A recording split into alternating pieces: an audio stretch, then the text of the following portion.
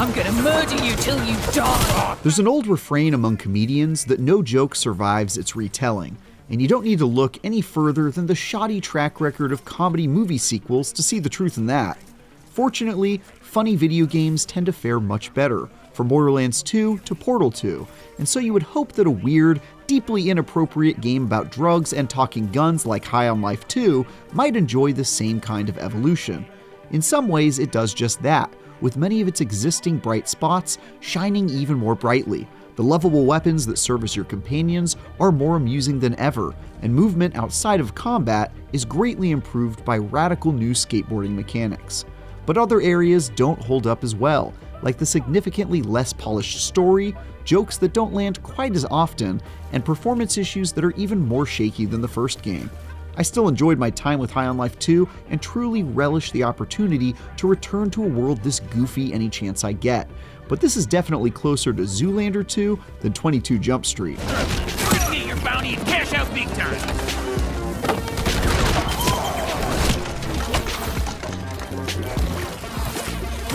Just be glad you're dealing with us and not Craig himself. High on Life 2 picks up right where our foul-mouthed cast of characters left off, sort of. After a dizzyingly fast intro recaps the events of the first game and gets you back into the action, you find yourself on the wrong side of the law and ready to begin the familiar process of hunting down a list of baddies to bring down an evil organization. Instead of a drug cartel, this time the villain comes in the form of a pharmaceutical company that I felt no guilt in killing off members of over the course of the roughly 10-hour campaign. Now playing the role of rogue assassin as I ply my trade of death illegally, a nice twist to the otherwise nearly identical setup of the original.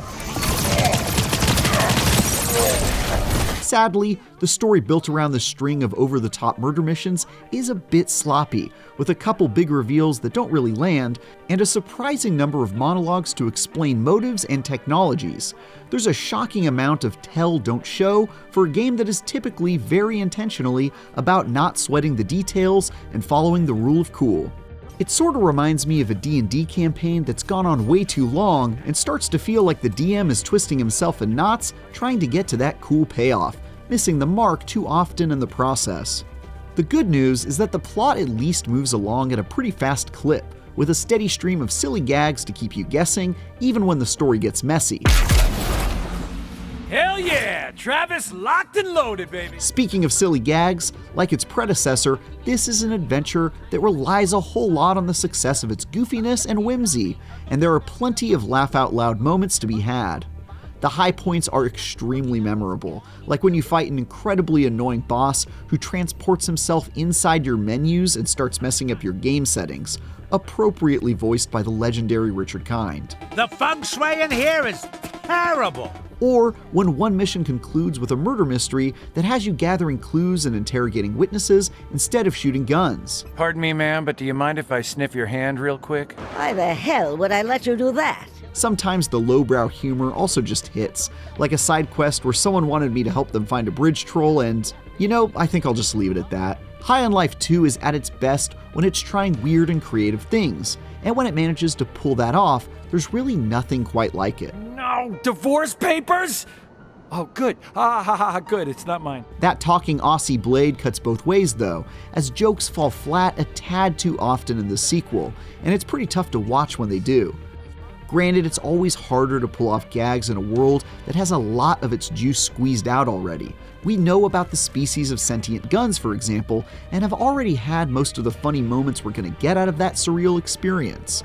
But some of the jokes are quite literal repeats of things that happened in the first game.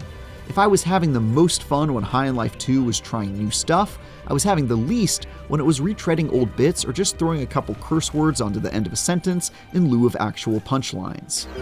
You're putting up a fight, that's for sure. Maybe we will have to call Craig after all. The stars of the show in the original were the gun companions you met and befriended along the way, and that certainly remains true in this follow-up. Meeting a down-on-his-luck pistol named Travis, who has a charmingly dorky voice from Ken Marino. Yeah, baby, let's do this! Just you and me against the world! Forget about my old life! And reuniting him with his estranged wife is both a satisfying arc and a clever way to introduce the first dual-wielded weapon when his spouse joins the party. I do wish they'd make Outlast though. Oh, wow. Isn't that something? All 4 of the new gun companions are awesome and have helpful abilities in both combat and puzzle solving, like Sheath, whose harpoon trick hole attack can impale people during fights and create zip lines while platforming.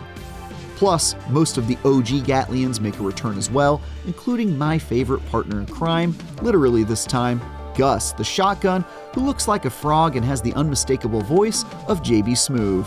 Hell yeah. All right, Travis, forget about Jan. It's dance time. Unfortunately, a wider variety of guns hasn't done much to make the sloppy and overly simplistic gunplay any better. In fact, it even feels a touch worse.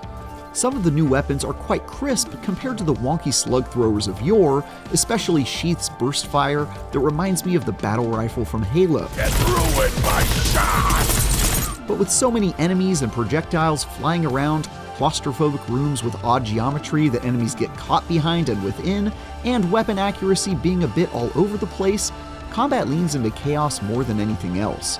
Most of the time that's fine, because you're playing a game that's all about over-the-top nonsense. But when you occasionally die due to unfair circumstances, or when a fight drags on for a bit too long, it can really kill the mood. To its credit, the enemy variety is mostly decent, with a stream of ugly new creatures to blast apart introduced at a steady clip, from flying robotic freaks to spooky scary skeletons. But if you were looking for a polished FPS with gunfights that feel at all coherent, look elsewhere.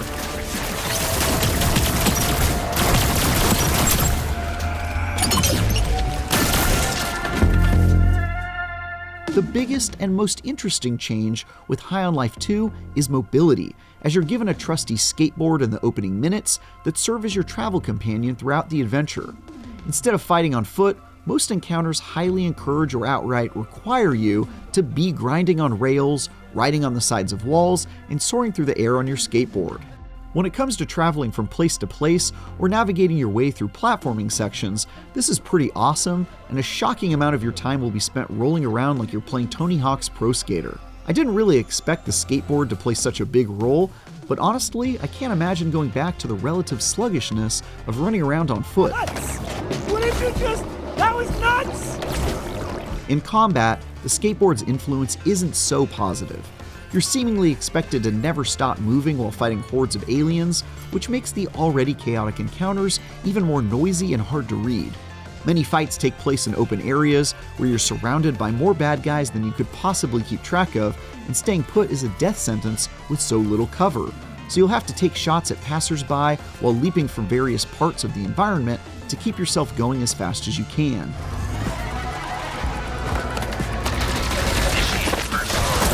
Combine that juggling act with slippery weapons, enemies that teleport around, and weird foes that are often hard to even understand what you're looking at, and oh boy, the result is just an absolute diarrhea of pixels. Those pixels seem to be pushing High on Life 2 to its limits as well, because I saw frequent frame rate dips, some that caused my screen to freeze for several seconds before getting it together, and progress-hindering bugs that required me to reload the last checkpoint. Developer Squanch Games did include, quote, various performance issues across the game, unquote, on a list of known problems with the review build that will apparently be addressed by a patch, but it didn't specify the extent to which those would be resolved, and in my experience, a Day 1 patch rarely makes all of a game's performance problems magically disappear when they're this extensive. Nothing I saw struck me as game-breaking beyond a simple reset, but it was consistent and egregious enough to make me worried for the stuff people will find when this is out in the wild. High on Life 2 is a fun sequel that expands on the original's best ideas, including the absurd and memorable boss fights and charming talking guns, while also introducing some neat new concepts like the skateboarding mechanic, even if that doesn't do combat any favors. Unfortunately, it also takes a step backward in plenty of other areas, like its underwhelming story, even sloppier gunplay, and rough technical performance. I was still happy to return to this goofy, completely foul world of offensive creatures and irreverent antiheroes, the likes of which we simply don't get enough of these days.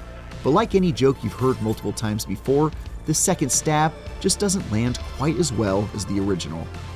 For more over-the-top action, check out our recent reviews of Yakuza Kiwami 3, and Romeo is a dead man. And for everything else, stick with IGN.